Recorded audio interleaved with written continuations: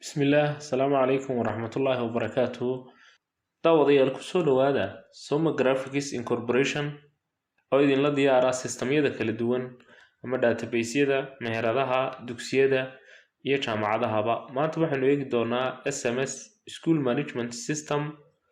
kaasoo dhawaan la develop gareeyay isla markaana version 2.6 maraya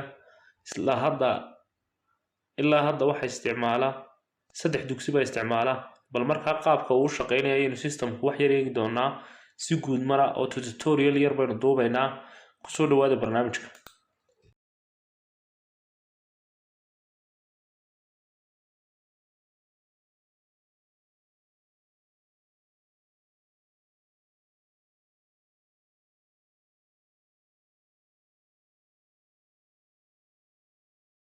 halkan waa login system ama waa albaabkii aynu systemka ka gelaynay tusaale ahaan haddii aynu wax qaldan ku qorno user aan jirin haddaan ku qorno oo saan idhaahno login failed try again login denied wuu diidayaa ma gelayo markaa dadka gelaya waa laba nooc waa dad maamula iyo dad iska shaqaale caadi ah qofka shaqaalaha caadiga waxbuu diiwaangelin karaa waxbuu update garayn karaa waxbuu wax ka bedeli karaa waxyaabaha qofka adminkiina shaqaynta ka badan buu qaban karaa midda kale isku meelba ma joogaan qofka adminkii meelo badan oo user ku arkeen buu arki karaa meelo badan oo qofka caadiga arkeen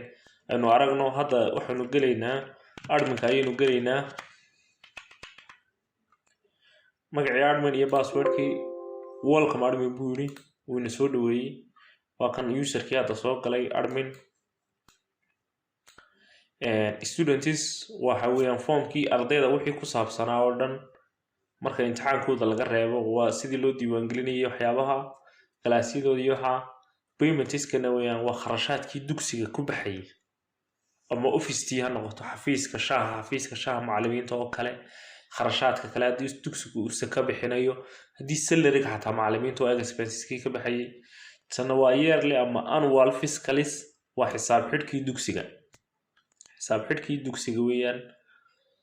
tana waa cash flow waa qulqulka lacagta ama lacagtaad haysaa halkay maraysa halkaysa kasoo bilaabantay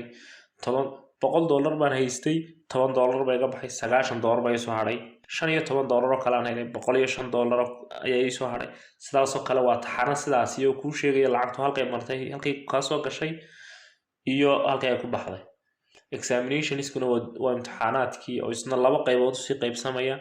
waa academic exam iyo test exam oo imtixaanada bilaha ah iyo imtixaanada academic labada teerama iyo fee payments oo ah lacag qabashadii halkan hoose icon ka yar hoosena waa user management waa userada isticmaalaya maamulkooda inaad user cusub qof u samaysid inaad user delete garaysid waxyaabahaas oo kale waaye haddaba imika adminkii baynu galnay adminku waa full featured inta feature ee hadda loogu talagalay dugsigan uu ku wada tusaya adminku wada isticmaali karaa waan ka soo baxaynaa user baynu soo gelaynaa user 1 baynu soo gelaynaa tusaale ahaan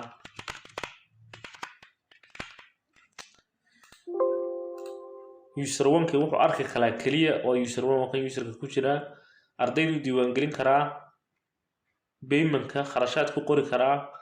imtixaanaad ku gelin karaa bishana wuu qaban karaa waxa ka maqan yearly fiscalkii ama xisaab xidhkii iyo cash flowgii lacagta dugsiga waayo qof walba looma ogola inuu maaliyadda dugsiga arko sidaa awgeed hadda adminka ayaynu dib ugu soo noqonaynaa si aynu featureska dhammaan u guud marno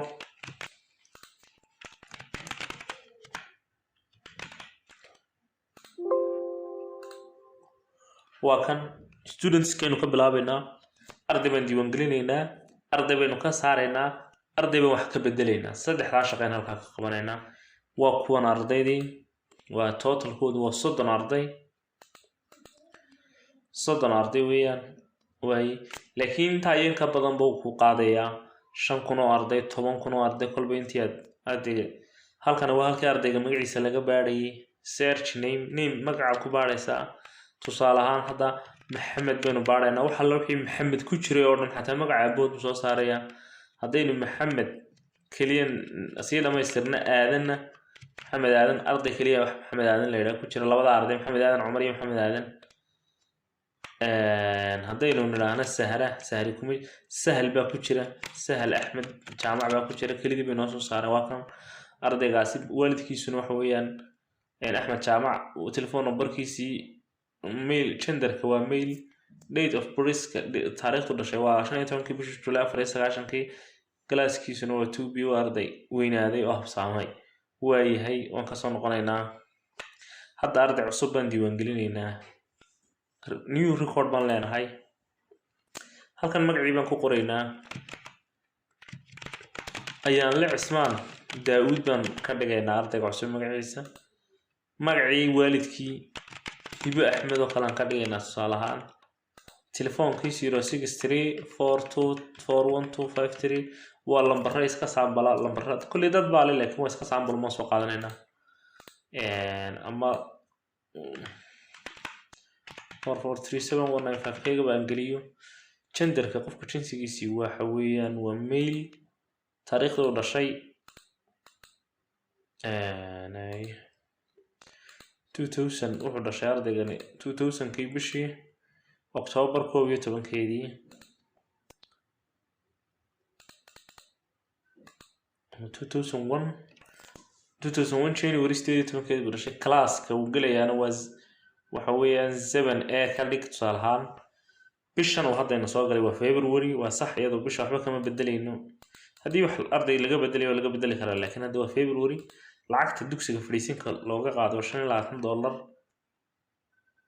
imika haddaynu delete nidhaahno delete hadda ma isticmaalayno waayo delete waxa ku xidhanta ID-ga haddaa ID-gaasi maran yahay imika select ID baynu odhan doonaa please select student to delete arday dooro halkaas ardayga marka hore laga soo dooranaya hadda si form kale inoo furan oo lagu diiwaangelinaya register baynu leenahay record saved succeeded uu diiwaangeliyey ardaygii uu diiwaangeliyey waa inaan halkan ka helaa ayaan leh halkaa waa inaan ka helaa hadda ayaan la cismaan daawud oo hooyadii waalidkiisu hibo axmed iyo telefoonka uu kan yahay mail taariikhda dhashay galaaskaasa waa kaa taariikhda la diiwaangeliyeyna waa tan 11 bisha 2 2021 waa yahay kaas waa kaa waxaa kaloo inuu ku baari karnaa ardayga inagoo sida halkaa joogna area oo kale mise arday baa aad tusaale ahaan area waa kan waa intaasoo arday arday walba ka fasalkiisii oo ka magaciisii hadda arday baynu diiwaan gelinay hadda waxaan doonaynaa inaynu arday ka saarno ayaan leeyahayno hadda qorne baynu ka saaraynaa ayaan la waa kan ayaan la hadda ID-giisu waa 33 waa 33 ID-gu ku soo galay marka delete haddaan nidhaahno waxbaan ka bedelaynaa horta ayaan leh galaaskiisu 7A buu ahaa tusaalaan si qaldan baa 7A loo geliyay 8A buu ahaa 8A baan ka dhigaynaa register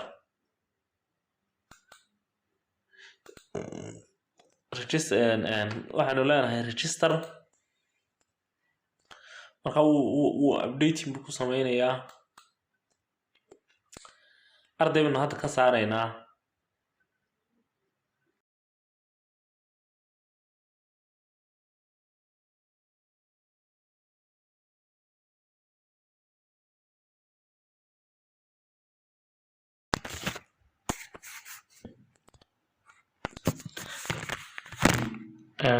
hadda ardayga soo diiwaan gelinay ayaan la ayaynu wax ka bedelaynaa ayaan la waa kan waa 7A area baan ka dhigaynaa dooranaynaa halkan area ka dhig register leh record saved marka hadda ayaan la waa inuu area noqdaa ayaan leh waa maxay waa 8A way ama haddaynu soo nidhaahno dib u soo baarna ayaan leh waa kan ayaan la cismaan daawud waa 8A hadda haddaba ayaan laynu ka saaraynaa ayaan laynu dooranaynaa marka hore haddaad halkan magaca dowladada dad kan kale dowladada kan inaad ruuga jiifa oo liidka lambar 33 ka soo bilaabmaya ilaa taariikhda ku joogo mid kamid ah inaad taabatid bala doonaya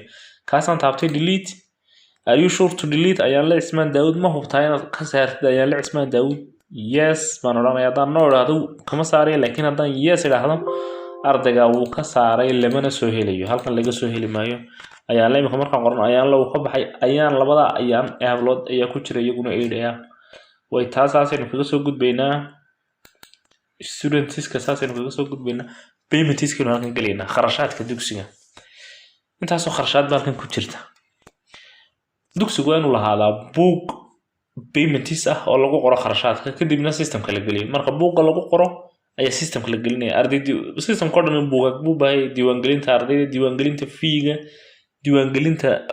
paymentka intaas wax u baahan tahay buugag marka hadda halkan tusaale ahaan 2564 weyn invoice-ka paymentku salary macallimiinta kala tusaale ahaan la bixinayaa $900 baa la bixiyay 9 macallin min $100 ما halkan waa detailskii waa faahfaahintii waxa weeyaan salary to teachers ama lecturers waa isla mid waa yahay lacagta la bixino $900 taariikhdaasna la bixiyay tan delete weeyaan hadda please select payment ID ba qoranaya dad delete tira waa maynaan soo marka hore halkan baa la soo dooranay ka delete gareynaysid laakiin hadda waa pay lacagta bixi waan bixinay halkan bay soo gashay lacagtu waa salary waa $900 waa salary to teachers xilligaas la diiwaan galiyay halkan hadaad ka baadhid salary inta jeer salary la bixiyay labada jeer ba la bixiyay marna 6 bisha marna 12 bisha hadda tusaaleeyaan bay inta datadan ugu jirtaa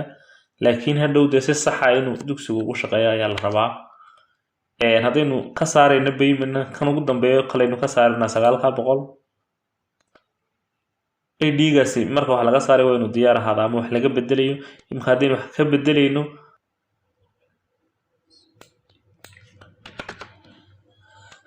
on bayn ilaahno halkii wax ka bedelay dabeeto waxaan sameynaynaa hadda mid baynu ka saaraynaa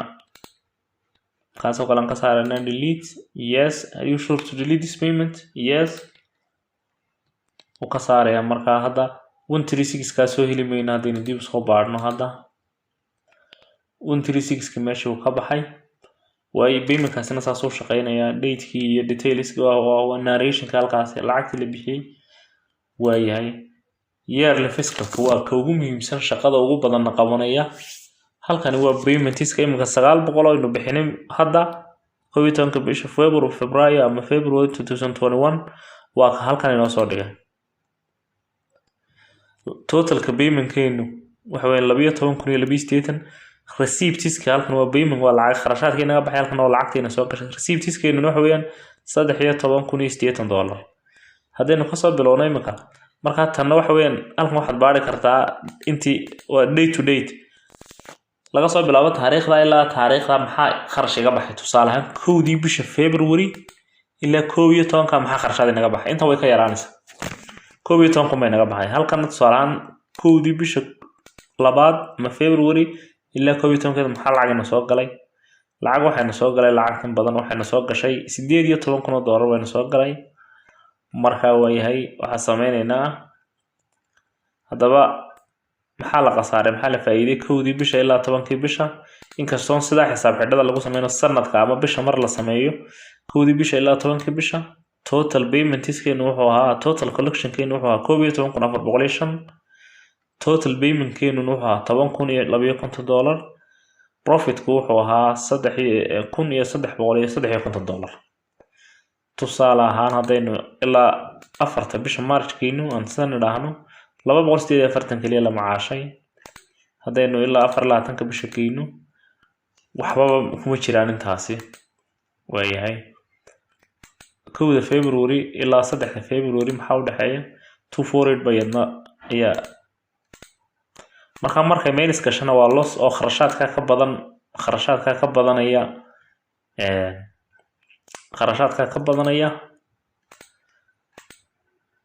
kharashaadka collectionka ka badanaya kaasina saas u shaqeynaya mar walba saas kugu sheegaya waa ka soo baxayna kaasina kan waa cash flow-gi lacagtii tusaale ahaan 3 February $12 baan soo galay 12 baynu haynay haddana 3 February $50 $260 $3,000 sida halka markay bilaabanto 5,000 maraynay 6,700 kharashadan bixinay minus baynu galnay ilaa halka minus baan ku jirnay boga labaad baynu tagaynaa minuskii wuxuu naga baxay marka 2,000 na soo gashay aynu 1,800 helay sidaas leeg ayuu cash flow-guna u soconaya dabata maalintaas markaad halkan eegtid xagga markaad paymentkaas oo kala fahmi weyd dhanka paymentka uma tagaysaa talo paymentkaas halku ku baxay ama muxuu ahaa halkii paymentka inta payment entry-ga formkii paymentka laga soo helaya kaasina saas u shaqeynaya examination koo kamid ah qaybaha ugu muhiimsan labadan qaybood buu qaybsamayaa waa academic exams iyo test exams academic exams baan tusaale ahaan gelaynaa ardaydaas hore ugu sii jirta haddaynu gelinaynaa arday cusub baan hadda gelinaynaa Bashiir Nimcaan jaamaco kale aan gelinaynaa fasal kale aan gelinaynaa wuxuu noqonayaa 4B oo kale aan gelinaa Soomaaliga imsoo keenay 50 baa tusaale la iska doonay 46 Ingiriisiga 38 Carabiga wuxuu keenay 39 Socialka wuxuu keenay 48 Religionka Catholic uu buuxiyay Science-ki wuxuu keenay 29 xisaabta ku yaraadkeedna 25 buu keenay ardaygaasi 275 buu keenay date-kuna waa intan register baan leenahay totalkiisina waa halka ugu jira ardayga 275 waa imtixaanada caadiga marka qof walba maadadiisii markii maadooyinka la soo wada ururiyo ayaa qof walba maadadiisa loo gelinaya halkana waxa weeyaan marka ardayga delete gelin ardayga soo dooranaysa marka hore lambar 9 ardayga ku jireen hadda gelinay in delete leena are you sure to delete this result natiijadan ma hubtaa inaad dilgeersay yes marka aynu niraahno in dib ugu soo noqono ardaygaasi waa ka baxay halka Bashiir kuma jiro Bashiir lambar 9 buu ahaa hadda kuma jiro kaasina saas u shaqeynaya test exams kuna isna sida ay select halkan ardayga baad gelinaysaa Maxamed Cumar Jibriil baad gelinaysaa classkiisu waa 6B maadooyinka badan halkan 3 baa ku jira laakiin maadooyinka way badanayaan hadhow intii dugsigu leeyahay oo dhan bay noqonayaan English oo kale tusaale ahaan wuxuu keenay 69 waa laga doonay register marka waa kan Maxamed Cumar Jibriil hadda waynu ka saari karnaa delete baynu oran karnaa yes Maxamed Cumar Jibriil hadda uu ka baxay hadda kuma jira Maxamed Cumar Jibriil saas isnoo shaqeynaya waana daabici kartaa form walba daabacad formka muhiimka oo dhan daabacad beelayn halkan waa fee payments ku laba qaybood buu qaybsamayaa waa paid iyo unpaid arday bixisay iyo arday aan wali bixinin tusaale ahaan paid ka imika halkan 4 arday waxba inoogu jira hadda waxaan tagaynaa unpaid ka marka la soo diiwaan gelinayo ardayga fiiga bixinay unpaid ka la tagayeen unpaid ku ardayga ku jira intaan lacagta bixin ka hor sagal oo kale sagal Maxamed Caalin oo kale ayaan dooranaynaa sagal Maxamed Caalin waa tan lacagta bixinaysaa $20 bay bixisay 20 dollar waxay ku dhacayaan cash flowgeena ama lacagta dugsiga ku dhacaysa register ma leenahay successfully saved buuri waayahay waan ka soo baxnay hadda sagal waa inay halkan unpaid ka baxdaa oo halkan ku soo biirtaa paid-ka sagal Maxamed Caalin waa tan sagal Maxamed Caalin wata $20 baan bixisay marka halkan sagal Maxamed Caalin waa inay ka soo baxdaa sagal hadda halkan laga heli maayo sagal Faarax baa ku jirta laakiin sagal Maxamed Caalin kuma jirto sidaas ayuu kan inoo shaqeynay marka ardaydii wad taabacan kartaa ardaydii unpaid ka ahayd inta doortid galaaskooda area oo kale maxaa ka unpaid area intaas ka unpaid dooran kartaa marka wad taabacan kartaa dugsigii baad ardaydii baad ku soo xaadirin kartaa ardaydii paid-kiina waa tan qofka paid-kaana sidoo kale waxbaad ka bedeli kartaa waxaad u baahatid marka systemkani guud ahaan hadda saas ayuu shaqeynayaa user management baa isna inoo haray oo admin ku kaliya shaqada qaban kara hadda userrada ku jira waa kuwan marka user cusub haddaan bilaabayno oo kale haddaan sameynayno oo kale haddaan Axmed oo kale sameynayno user cusub Axmed passwordkiisana waxaan ka dhigaynaa 798 oo kale register baan leenahay successfully saved waa kan passwordkiisana waa kan dad wax ka bedelaysid Axmed S haddaad ku dartid waa kan oo ku darayaa dad ST haddana ka saartid ka saaraya marka saas oo kale hadda Axmed ka aynu sameynay ayaynu ku soo gelaynaa waan ka soo baxaynaa Axmed buu ahaa 798 Axmed oo English 798 Axmed oo kale 798 marka Axmed passwordkan qalday Axmed 789 buu ahaa welcome Axmed baa imika ku jira laakiin Axmed admin ma wax walba ma arki karo admin koo kaliya ayaa aad u isticmaali kara marka systemkani guud ahaan saas u shaqeynaya wabillahi tawfiiq